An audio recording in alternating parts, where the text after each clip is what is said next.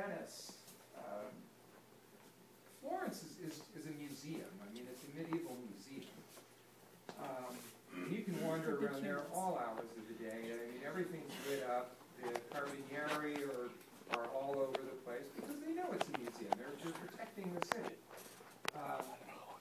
Rome is pretty much the same way. There are bad parts of Rome, but it's outside the area that stretches. Basically, we do everything between Vatican City and the Trevi Fountain. I mean, everything of tourist Rome is between there. It's about a mile walk in between. The Spanish Steps are there, the Via della Rosa. I mean, the whole place is in that 1 mile. And now with, you know, cell phones that work in Europe and everything else, it's so much easier than 12 years ago when I took the first tour and nobody had a phone. So I say we've never had any kids get lost for very long. We lost them in London one day. Yeah. Well, we were going to the British Museum, and it was December, and it's dark, and it's pouring rain, and these 4 girls got lost, but they knew we were going to the British Museum. And so they just showed up about 5 minutes behind us. They'd asked Bobby how to get there, and he walked them, you know, the 2 blocks around the corner, and there they were. So I guess the bottom line is that your 16, 17, 18-year-olds are incredibly resourceful when they need to be. And I took my daughter over there first time when she was 14, and I just let her go around with her group of, you know, they were older girls because it was swim team girls. And she did great. I mean, she was, you know, working the language and talking to people and learned how to read the subway maps and find her way around town. And so it's very much a liberating experience for these guys in terms of safe independence. So the first emphasis is safety, and I mean, I've got this huge first aid kit, you know, with seasickness pills and you know, stuff for blisters. I mean, the whole 9 yards, and we really don't use it all that much. In fact, I'm usually the one that ends up using it. My daughter will be along. She will finish. She's graduating this year.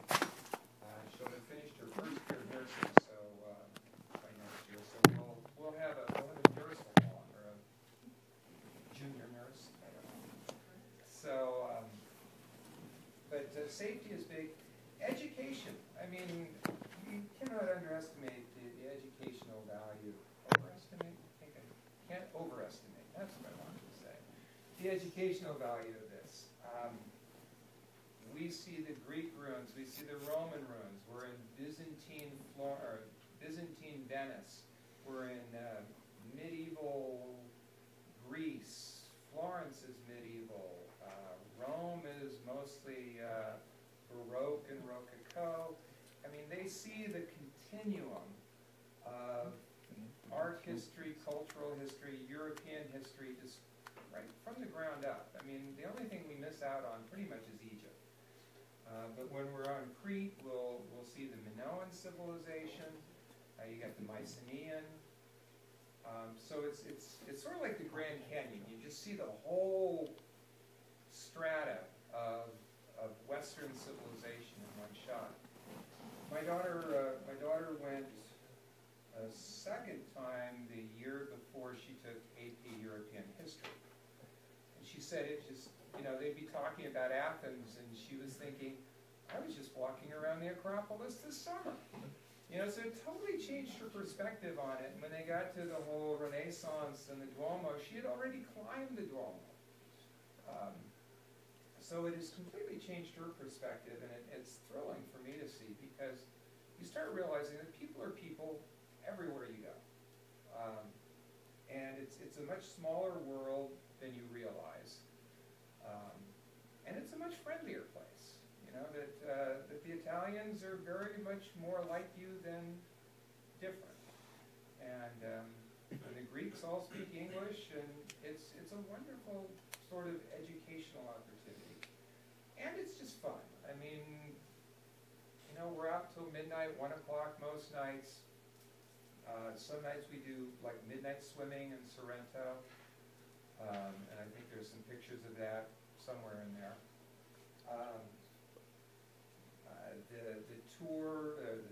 The cruise, the 3-day cruise out to the islands includes Mykonos, which is mostly a tourist island. But then after that we go to Kusadasi, which is in Turkey, and we tour the ruins of Ephesus, which was the second largest city of the Roman Empire, and is pretty much entirely preserved. So that's just amazing. We make a stop in Patmos, which obviously has some significant history with John the Evangelist in the Book of Revelation, but it's really more of a tourist town. Then we get to Heraklion, which is Crete, and you've got Knossos there, the Minoan civilization, and then we're up to Santorini, which is again more of a tourist town. It's an old volcanic caldera, actually, black sand beaches, and all that sort of stuff. So it's just mind-boggling the sort of places we get to go. So this is, I've told the kids, I said, this is not the trip of a lifetime. I hope you take better trips than this, you know, as your life progresses. But it is the opportunity of a lifetime, because you're young, you can, you know, do all sorts of stuff, you're traveling with friends, and you're really just starting to see the sort of things that are out there. From what I've heard from other students that have gone on in the past, they've chosen to do a semester abroad, and they go back to some of the places that we've been. We had 2 girls in Florence this last year at school, because they loved Florence so much they wanted to go back and study Renaissance architecture and art in Florence. Well, what better place to do it? But they already had it in their mind because of the trip, so it changed their perspective on stuff like that. Can I ask you a question? Uh-huh. You know there are a lot of tour companies out there. Why did you choose EF? I had a friend that had done it, and they said that it was well organized. And so I took a small group, I think it was 6 the first time, that wanted to go. We went London, Paris, Florence, Rome.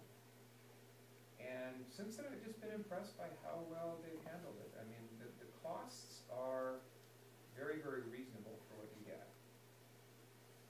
I've never had a bad experience with them. And it's a big company too, because they do all the host students at CLA. Right, we have an Italian student coming this summer in August. We've had, I don't know, 8 Yeah. students live with us throughout the years from EF. And then the whole program has always been great. Yeah. They're just really organized, and that's what you need more than anything when you're there. It's people who, they've got their boots on the ground, you know, before you get there, everything's arranged for you. And so you're thinking you'll have a group of 12. What's the total number? There will be 40 in the big group, the bus group. And then if we have 12 to 18, we tend to be a controlling factor in the group, because usually it's groups of 10 or so. And like I say, my job is more of an advocate to say, you know, this is what we would like to do, and I will make sure that they are safe while we're doing it.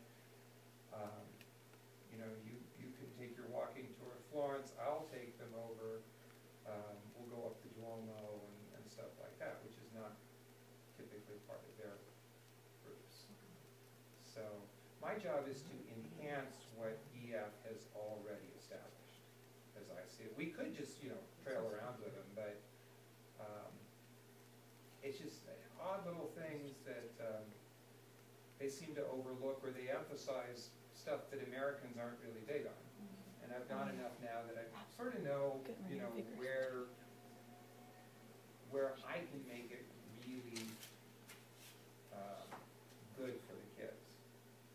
The other thing that we will be doing is twice a week, once the new school year starts, at lunch, it basically becomes a class. I mean, they're not required to attend, but 2 lunches a week. You guys hearing this? Tuesdays. One of the days we will be learning Italian.